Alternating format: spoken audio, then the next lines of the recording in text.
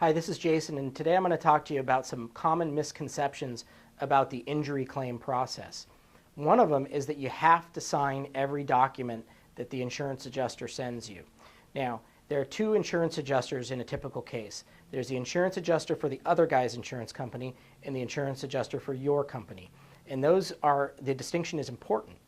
Your insurance company, you have a duty to cooperate with them so that they will provide you the contractual benefits that you've paid for in the form of your premiums. So for example, if you have PIP coverage, which is personal injury protection, and you want your insurance company to pay for your medical bills, then you have to cooperate with your insurance company by giving a statement, by filling out the forms that they request, by signing the medical authorizations.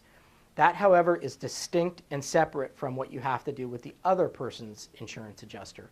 Now, the first thing I would say is you do not need to sign anything that insurance adjuster sends to you.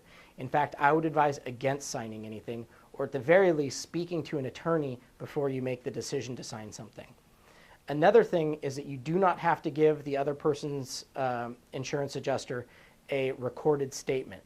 More often than not, that is just an attempt to get information that they can use against you at a later date. If there are inconsistencies in your story, or if you say something that might change at a later date, because say they ask you, how are you feeling now? And you say, oh, I'm feeling okay, but then you have injuries that develop later on, they will try and use that earlier statement against you to say that there's no way you could have had injuries that developed later on.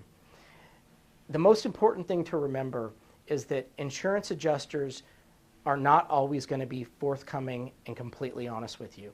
We have to remember who they work for. They work for the insurance companies. And it's important to remember that the insurance companies only owe a duty to their shareholders. Their job is to make as much money as they can in corporate profits and not to compensate you fairly.